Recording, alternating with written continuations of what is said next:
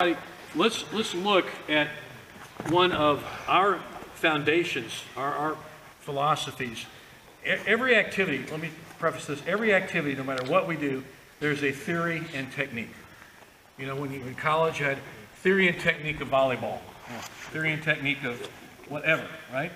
Same with what we do. There is a theory and technique. Now, each of us may have a different specific set of rules that we follow within the sports we do, whether it's BJJ or freestyle judo or, you know, sport jiu-jitsu or whatever it may be, sambo, but it's, or the IGF kind of judo. They're all different little rule sets, but there's some fundamental things that transcend every one of them, okay? And one of those is how we approach throwing, at least our approach to throwing, that John Saylor and I have, you know, done a long time, and is we have three phases. There are three things from standing to the ground. There are three, and understand the theory. And then they're practical theories. They have basis in real-world fundamental skill. First one is a throw. What's the purpose of a throw? You ask, oh, throw a guy.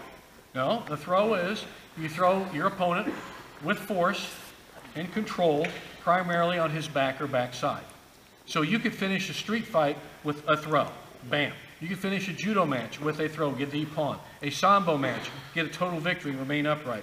So that is the purpose of a throw, to throw your opponent with control and force, and you control that force obviously, and you control them all the way down, and largely on the back or backside. Okay, that's a throw. Okay, then you can also use that to transition to other things. We'll talk about that momentarily. All things will blend together, you'll see.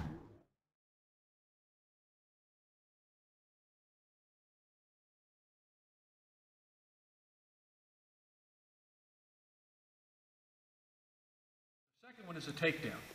And what's the purpose of a takedown? Is to take from a standing position to the ground. Takedown, I want to take them down with control. I want to take my opponent from standing to the ground. It might look like a throw, and they blend together, okay? But again, the force and landing primarily on the back or backside are not there. The elements of force and landing back or backside are not there as in a throw. So I might want to take him down like with a single leg and, you know, dump him down, and I know from there I can do something. I might into a scramble, but I know I'm better on the ground than he is, and I want to take him from standing to ground. So that's a takedown. So a takedown is fundamentally a throw, really, but you still have control, but you lack the force possibly, and you lack the fact that he lands primarily on his back or backside. He may, but you know that's not the main point. Now the third.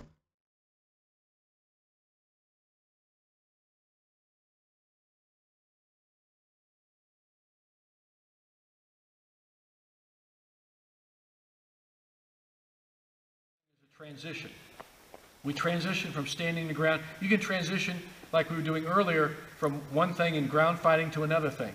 It's a quick movement from changing one position to another, but you have something in mind to get to that other position. So from a standing position, we might do like a rolling knee bar.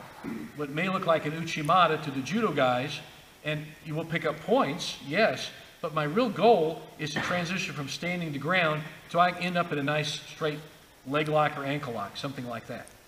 So the purpose of a transition, and by the way, transition, we look at it, this again is a little more sambo as well, we look at it as a total package. I can get some throw, I get a throw on him, maybe pick up some good points, but the total package ends up, I can finish him too. I have it in mind, in a transition, specifically, I know I'm going to roll that guy into that knee bar. That's my goal. Now he may get out, but that's my goal. So it's different than a takedown in a way, because I really have a specific thing in mind to finish him. And that's the difference between a takedown and a transition. You know, like we can do a spinning tomoe-nage, circle throw, spin under him, swing under him into the juji-gatame, roll him over. You know, I may get points for the throw or the takedown or the transition. That's good, but my real goal is to get him in the arm lock.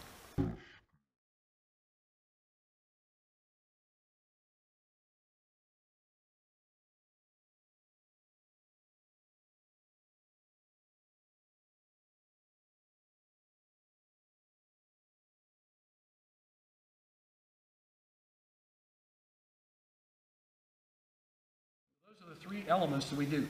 Throws, takedowns, transitions. And if you understand that theory, you'll understand how to do all the stuff we do throwing better. okay? Because it all ties in together. Honestly, I want to try to finish my opponent at the end of everything. I might throw him for maximum control and points and flatly on his back if I can, but I still want to finish him into an arm lock, pin, whatever. I still want that insurance policy to finish him off. But you see the difference between all three phases of activity from standing to ground? And when you look at it that way, it makes a little more sense to you, okay? All right.